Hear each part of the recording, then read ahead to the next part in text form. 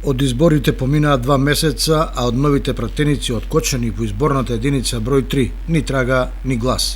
Ни Марија Ангелова од СДСМ, ни Миле Левков од ВМРО ДПМН се појавија меѓу гласачите и во добро и во лошо, за да потврдат дека не ги заборавиле тие на чии врати чукаа до неодамна заради гласови.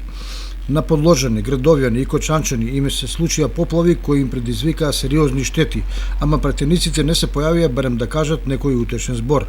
А ако не паметат набрзо по изборите, по година-две нема ни да помислат дека имаат некаква обврска спрема тие што ги избрале да ги представуваат во Собранискиот дом. Но таквата практика на локалните пратеници не е ништо ново, бидејќи и претходните функцијата си ја смета како чиновничка, па ниту контактираа со граѓаните, ниту се појавија некаде, макар и на пресконференција да кажат што сработиле и за кои придобивки на граѓаните се избориле од парламентарните столчиња. Одамна никој од пратениците не практикува да даде каков и да е отчет за своите активности во 4-годишниот или 8-годишниот мандатен период.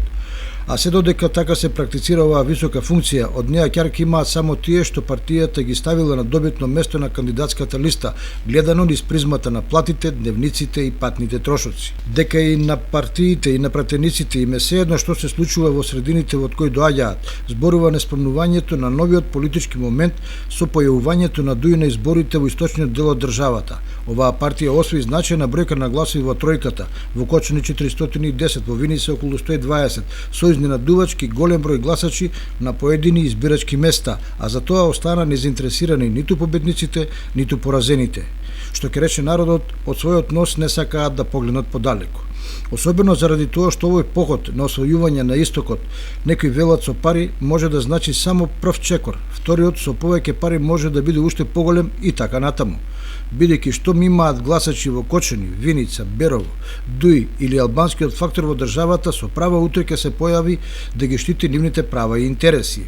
Ако појавувањето на огрнок на Дуи пред околу 2 децении траеше кратко, можеби поради хазардерскиот карактер на тогашниот локален лидер, што многумина го прокоментираа како будалаштина, сега новиот почеток е многу поорганизиран и посериозен, дотолку повеќе што оваа партија се пробива преку најсиромашниот слој на истокот, а тука предничат ромските гласачи.